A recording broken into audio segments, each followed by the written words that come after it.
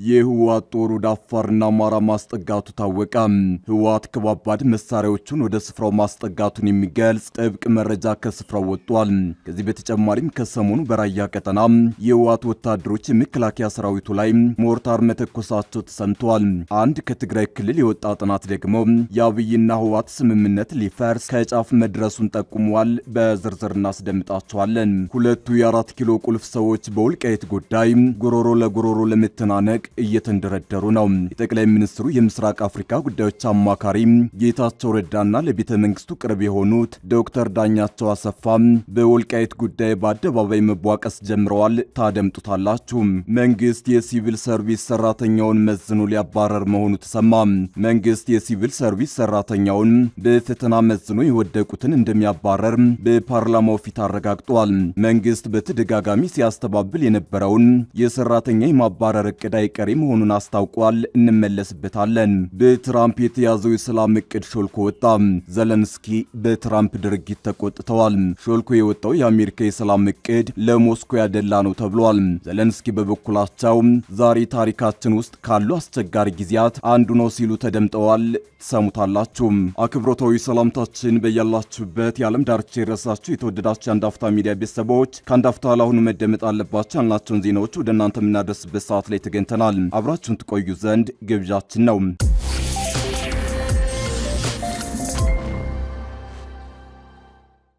የህወሓት ጦር ወደ አፋርና አማራ መጠጋቱ ታወቀ። ህወሓት ከባባድ መሳሪያዎቹን ወደ ስፍራው ማስጠጋቱን የሚገልጽ ጥብቅ መረጃ ከስፍራው ወጥቷል። ከዚህ በተጨማሪም ከሰሞኑ በራያ ቀጠና የህወሓት ወታደሮች የመከላከያ ሰራዊቱ ላይ ሞርታር መተኮሳቸው ተሰምተዋል። አንድ ከትግራይ ክልል የወጣ ጥናት ደግሞ የአብይና ህወሓት ስምምነት ሊፈርስ ከጫፍ መድረሱን ጠቁሟል። 4 ኪሎና መቀሌ ከጫፍ ደርሰዋል። የፕሪቶሪያን አምዶች በቁማቸው እየገነደሰ ያለው ህወሓት አሁንም ጦር ጫሪ ድርጊቶችን እየፈጸመ ነው። ከሁለት ሳምንት በፊት ወደ አፋር ዘልቆ ጥቃት መክፈቱ የሚታወስ ነው። አሁን ደግሞ ተጨማሪ ጥቃት ለመክፈት ከባባድ መሳሪያዎቹና ወታደሮቹን ወደ አማራና አፋር እያስጠጋ ስለመሆኑ ተዘግቧል። ወደ አማራ ክልል በራያ በኩል ከባድ መሳሪያዎቹን አስጠግቷል የተባለ ሲሆን በዚያም ከመከላከያ ሰራዊቱ ጋር ፍጥጫ ውስጥ ገብቷል።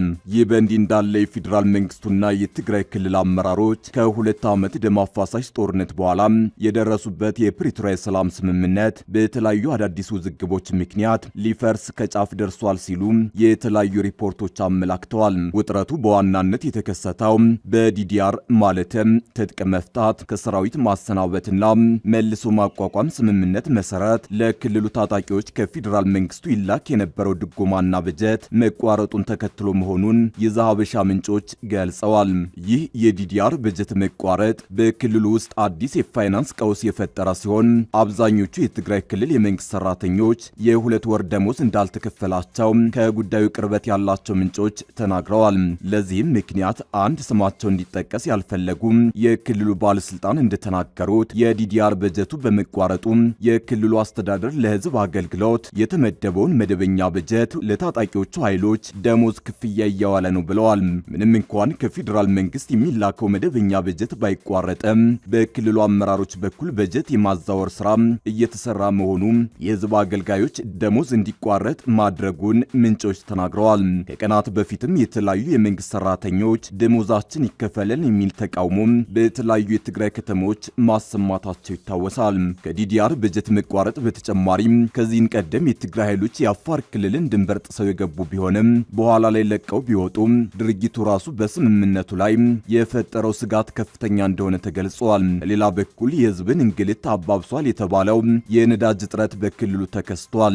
ምንም እንኳን ነዳጅ ወደ ክልሉ እየገባ መሆኑ ቢነገርም ነዳጁ የት እየደረሰ እንደሆነ አይታወቅም ያሉት ነዋሪዎች ህዝቡ በከፍተኛ የነዳጅ እጥረት እየተሰቃየ መሆኑን ገልጸዋል። በክልሉ በተፈጠረው በዚህ አዲስ ውጥረትና አስተዳደራዊ ችግር ዙሪያ የጊዜው አስተዳደሩ አካል የሆኑት ጄኔራል ታደሰ ወረደ ዝምታን መምረጣቸው የተለያዩ ጥያቄዎችን አስነስቷል። ምንጮች እንዳሉት ጄኔራሉ በጉዳዩ ላይ አስተያየት ከመስጠት መቆጠባቸው ምናልባት በህወሓት ኃይሎች ተጽዕኖ ስር ወድቀው ይሆን የሚል ግምት እንዲፈጠር ማድረጉን ዘገባው አመላክቷል። ሁለቱ የ4 ኪሎ ቁልፍ ሰዎች በወልቃይት ጉዳይ ጉሮሮ ለጉሮሮ ለመተናነቅ እየተንደረደሩ ነው። የጠቅላይ ሚኒስትሩ የምስራቅ አፍሪካ ጉዳዮች አማካሪ ጌታቸው ረዳና ለቤተ መንግስቱ ቅርብ የሆኑት ዶክተር ዳኛቸው አሰፋ በወልቃይት ጉዳይ በአደባባይ መቧቀስ ጀምረዋል። የጌታቸው ረዳ ስምረት ፓርቲ ከነ ኮሎኔል ደመቀ ዘውዱ ጋር ከዓመታት በኋላ ወደ ሁመራ በተጀመረው የአውሮፕላን በረራ ወደ ወልቃይት አቅንተው እኔም የተከዜ ዘብ ነኝ ባሉት ዶክተር ዳኛቸው አሰፋ ላይ ተቃውሞ አሰምቷል። ፓርቲው በወልቃይት ጉዳይ ባወጣው መግለጫ ከፌዴራል መንግስቱ ጋር የተጀመረውን ተፈናቃዮችን የመመለስ ጥረት እንደ ዳኛቸው ባሉ ምሁራን እየተደናቀፈ ነው ሲል ወንጅሏል። ስምረት በመግለጫው የነዳኛቸው ወደ ወልቃይት ማቅናትን የተቃወመው የትግራይ ተፈናቃዮችን ለመመለስ የተጀመረውን ጥረት ያኮላሻል በሚል ነው። ቀደም ሲል ህዝባችንን ከቀያቸው ለማፈናቀል ግንባር ቀደም ሆነው የቆዩ አንዳንድ ምሁራንና የሃይማኖት መሪዎች ሰላማዊ ትግሉን እያደናቀፉና ኃላፊነት የጎደለው ተግባር እየፈጸሙ ነው ሲል ከሷል። ጌታቸው ረዳ ትግራይን ወክለው ተፈናቃዮችን ወደ ወልቃይት ለመመለስ ከፌዴራል መንግስቱ ጋር ጀምረዋል ያሉትን ጥረት የሚጎትት መሆኑንም ተገልጿል። ይሁን እንጂ ወትሮንም የወልቃይትን ወደ አማራ መመለስ ደግፈው ሲታገሉ የሚታወቁት ዳኛቸው አሰፋ ሁመራ መግባት በምን አግባብ እንቅፋት እንደሆነ ስምረት አልገለጸም። ለጠቅላይ ሚኒስትር አብይ አህመድ ቅርበት ያላቸው ዶክተር ዳኛቸው አሰፋ ወደ ወልቃይት ከማቅናታቸው ውጭ መሬት ላይ የቀየሩት አዲስ ነገር የለም። ዶክተር ዳኛቸው እነ ኮሎኔል ደመቀ ዘውዱ ያደራጁት የተከዜ ዘብ አባል መሆናቸውን በቦታው በጦሩ መሃል ተገኝተው ተናግረዋል። ዶክተር ዳኛቸው የተከዜን ዘብ በአካል ተገኝተው ያበረታቱት የትግራይ ኃይሎች ወልቃይትን ዳግም በኃይል ለመቆጣጠር የሚያደርጉትን እንቅስቃሴ ለመመከት ይበልጥ መደራጀት አለበት በሚል እንደሆነ እየተነገረ ነው። እነ ኮሎኔል ደመቀ ዘውዱ የጠቅላይ ሚኒስትሩን የቅርብ ሰው ይዘው ሁመራ መግባታቸውን የተቃወመው ስምረት የፌዴራል መንግስቱን አስጠንቅቋል። ፓርቲው የነዳኛቸው እንቅስቃሴ በፌዴራል መንግስት የሚመራውን የሁለቱን ህዝቦች ተስፋ ሰጪ ሰላማዊ ግንኙነት የበለጠ ያጨልማል ሲልም ገልጿል። ወልቃይትን በሚመለከት ማንኛውም ልዩነት በሰላማዊና በህግ በተደነገገ መንገድ ብቻ መፈታት እንዳለበት ስምረት አሳስቧል። ውዝግቡ በፕሪቶሪያ ስምምነትና በኢትዮጵያ ፌዴራላዊ ዲሞክራሲያዊ ሪፐብሊክ ህገ መንግስት መሰረት ብቻ መፈታት እንዳለበት የማይናወጥ አቋም አለኝ ብሏል። የወልቃይት ጉዳይ ስምረት ፓርቲ ያለው አቋም የትግራይ ህገ መንግስታዊ ወሰን መከበር አለበት የሚል መሆኑን በመግለጫው አስታውቋል። የትግራይ ወሰንና አንድነትን ለማስከበር በተንኮል እየተንቀሳቀሱ ነው ያላቸውን ኃይሎች አጥብቆ እንደሚታገል የጌታቸው ፓርቲ ጠቁሟል። መንግስት የሲቪል ሰርቪስ ሰራተኛውን መዝኖ ሊያባረር መሆኑ ተሰማ። መንግስት የሲቪል ሰርቪስ ሰራተኛውን በፈተና መዝኖ የወደቁትን እንደሚያባረር በፓርላማው ፊት አረጋግጧል። መንግስት በተደጋጋሚ ሲያስተባብል የነበረውን የሰራተኛ የማባረር እቅድ አይቀሬ መሆኑን አስታውቋል። የሚሰጠውን ፈተና ማለፍ ያልቻሉ የመንግስት ሰራተኞች እንደሚባረሩ የፌዴራል ሲቪል ሰርቪስ ኮሚሽን ገልጿል። የመንግስት ሰራተኞች ተመዝነው ማለፊያ ውጤት ካላስመዘገቡ የሚባረሩበት ፈተና መዘጋጀቱን ኮሚሽኑ ለፓርላማው ባቀረበው ሪፖርት አረጋግጧል።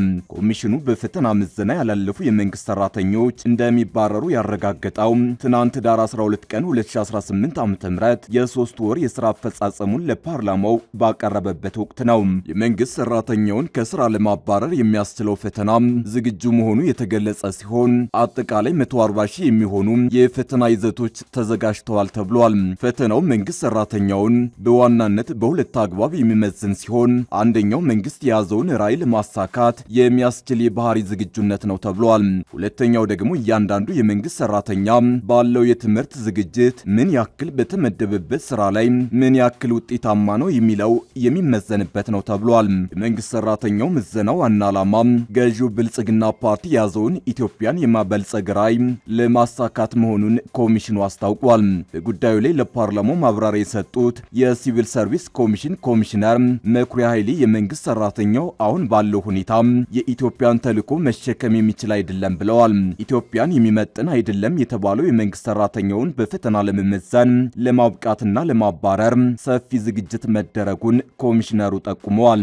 የሲቪል ሰርቪስ ሰራተኛውን መንግስት በሚፈልገው ልክ ለማብቃት ሁሉን አቀፍ ሰፊ ዝግጅት መደረጉን የገለጹት ኮሚሽነሩ በምዘና ብቁ ያልሆነውን የማጠናከሪያ ስልጠና ተሰጥቶት ዳግም ይመዘናል ብለዋል። ይሁን እንጂ ከስልጠና በኋላ ተመሳሳይ ውጤት ካስመዘገበ የመንግስት ሰራተኛው ዕጣ ፈንታ ከስራ መባረር መሆኑን ኮሚሽነሩ አረጋግጠዋል። ኮሚሽነሩ ለፓርላማው ባቀረቡት ማብራሪያ መንግስት ሰራተኛው ለተልዕኮ ማዘጋጀት አስፈልጓል ብለዋል። የመንግስት ሰራተኛው ባስመዘገበው የፈተና ውጤት አግባብ የማጠናከሪያ ስልጠና ወስዶም ካላለፈ አስፈልጓል ለተባለው ተልዕኮ ብቁ አይደለም ተብሎ ይወሰዳል ተብሏል። ኮሚሽነሩ አክለውም ብዙ ሰው ተፈተን ሲባል አልፈተንም ሊል ይችላል፣ ስለዚህ ከሲቪል ሰርቪስ ይወጣል ሲሉም ገልጸዋል። ሲቪል ሰርቪስ ኮሚሽን እያደረገ ነው በሚባለው ለውጥ መንግስት ሰራተኞችን ሊቀንስ ነው የሚል መረጃ በስፋት ሲሰራጭ እንደነበር ይታወሳል። በአዲስ አበባ ከተማ አስተዳደር የተጀመረው የመንግስት ሰራተኞች ምዘናና ቅነሳ በሀገር አቀፍ ደረጃ እንደሚቀጥል ሲቪል ሰርቪስ ኮሚሽን አረጋግጧል። በትራምፕ የተያዘው የሰላም እቅድ ሾልኮ ወጣ። ዘለንስኪ በትራምፕ ድርጊት ተቆጥተዋል። ሾልኮ የወጣው የአሜሪካ የሰላም እቅድ ለሞስኮ ያደላ ነው ተብሏል። ዘለንስኪ በበኩላቸው ዛሬ ታሪካችን ውስጥ ካሉ አስቸጋሪ ጊዜያት አንዱ ነው ሲሉ ተደምጠዋል። በጉዳዩ ላይ የዩክሬን አጋሮች በቡድን 20 ስብሰባ ላይ ስለ አዲሱ የአሜሪካ የሰላም እቅድ ሊነጋገሩ መሆኑ ታውቋል። ባለፈው ዓመት አጋማሽ ላይ የዩናይትድ ኪንግደም፣ ፈረንሳይና ጀርመን መሪዎች በኪቭ ከዘለንስኪ ጋር ተገናኝተው እንደነበር ይታወሳል። የዩክሬን አጋሮች አሜሪካ ከሩሲያ ጋር እየተደረገ ያለውን ጦርነት ለማስቆም ያቀረበችውን እቅድ ደቡብ አፍሪካ የቡድን 20 ስብሰባ ላይ ሲገናኙ ለማጠናከር እንደሚፈልጉ ሰር ኪር ስታርመር ተናግረዋል። የቡድን 20 የመሪዎች ጉባኤ የሚጀምረው ፕሬዝዳንት ቮሎዲሚር ዘለንስኪ ዩክሬን እቅዱን እንድትቀበል ግፊት በመደረጉ በታሪካችን ውስጥ ካሉት በጣም አስቸጋሪ ጊዜያት አንዱ ነው በማለት ካስጠነቀቁ ከአንድ ቀን በኋላ ነው። ሾልከው የወጡት የእቅዱ ዝርዝር ነጥቦች ለሞስኮ ያደሉ ናቸው ተብሏል። ዘለንስኪ አርብ ዕለት ከሰር ኪር ስታርመር ጋር ከፈረንሳይና ከጀርመን መሪዎች ጋር በስልክ ተወያይተዋል። በመቀጠልም ጠቅላይ ሚኒስትሩ የዩክሬን ወዳጆችና አጋሮች ዘላቂ ሰላም ለአንዴና ለመጨረሻ ጊዜ ለማረጋገጥ ቁርጠኞች ናቸው ብለዋል። የአሜሪካው ፕሬዝዳንት ዶናልድ ትራምፕም ሆኑ የሩሲያው ፕሬዝዳንት ቭላዲሚር ፑቲን በደቡብ አፍሪካ በሚካሄደው የቡድን 20 ሀገራት ጉባኤ ላይ አይገኙም ተብሏል። ሾልኮ የወጣው የአሜሪካ የሰላም እቅድ ኪየቭ ቀደም ሲል ውድቅ ያደረገቻቸውን ሐሳቦች ያካተተ ነው። ዩክሬን በአሁኑ ሰዓት የምትቆጣጠረው የሀገሪቱን ምስራቃዊ አካባቢዎችን ለቃ እንድትወጣ ይጠይቃል። በዚህ ሳምንት መጀመሪያ ላይ በቀረቡት ምክር ሐሳቦች ላይ ለመወያየት ከፍተኛ የፔንታጎን ባለስልጣናት ዩክሬን ደርሰዋል። ነገር ግን ለሞስኮ ያደላ ነው የተባለው የሰላም እቅድ በአውሮፓ ከፍተኛ መደናገጥ ፈጥሯል። የአውሮፓ ህብረት የውጭ ፖሊሲ ኃላፊ ካጃ ካላስ የሰላም እቅዱ የቀረበበት ወቅት በጣም አደገኛ ጊዜ ብለውታል። ሁላችንም ይህ ጦርነት እንዲያበቃ እንፈልጋለን፣ ነገር ግን ያላስማማን ጉዳይን የሚያስቆምበት መንገድ ነው ሲሉ ለጋዜጠኞች መናገራቸውን ሮይተርስ የዜና ወኪል ዘግቧል። አክለውም ሩሲያ ከወረረችው ሀገር ምንም አይነት ስምምነት የማግኘት ህጋዊ መብት የላትም፣ በዋናነት በስምምነቱ ነጥቦች ላይ መወሰን የዩክሬን ምርጫ ነው ብለዋል።